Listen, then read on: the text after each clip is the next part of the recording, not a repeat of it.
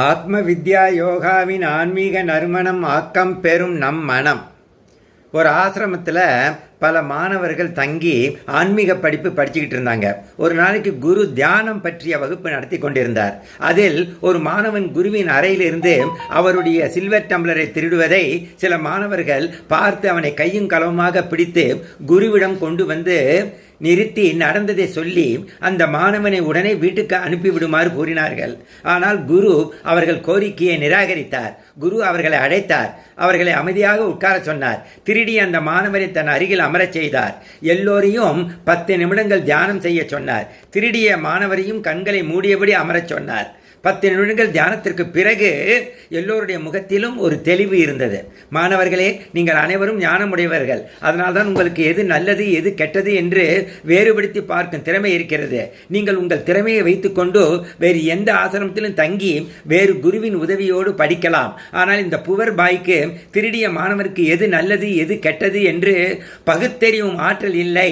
விழிப்புணர்வு ரொம்ப மந்தமாக இருக்கிறது. ஆகையால் அவனையும் உங்களை மாதிரி மெச்சூர்டு மாணவன் மாற்றும் வரை அவனை என்னுடனே தங்க வைத்துக் கொள்ளப் போகிறேன்.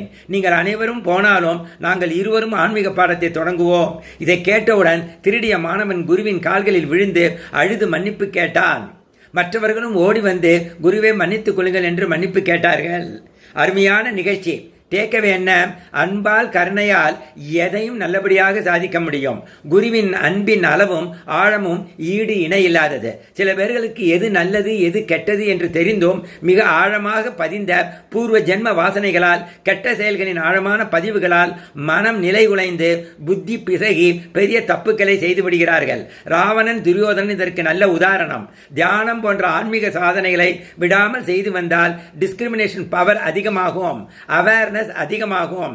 மனம் எதை செய்ய சொன்னாலும் புத்தியை கன்சல்ட் செய்யாமல் செய்யக்கூடாது. எந்த செயலையும் செய்யும் முன் 2-3 நிமிடங்கள் கண்களை மூடிக்கொண்டு அமைதியாக உட்கார்ந்து பின் செய்ய தொடங்குங்கள். நல்ல எண்ணமாக இருந்தால் நிதானமாக மனம் அதை புத்தியின் உதவியுடன் செய்யும். கெட்டதாக இருந்தால் புத்தி அதை தடுத்துவிடும்.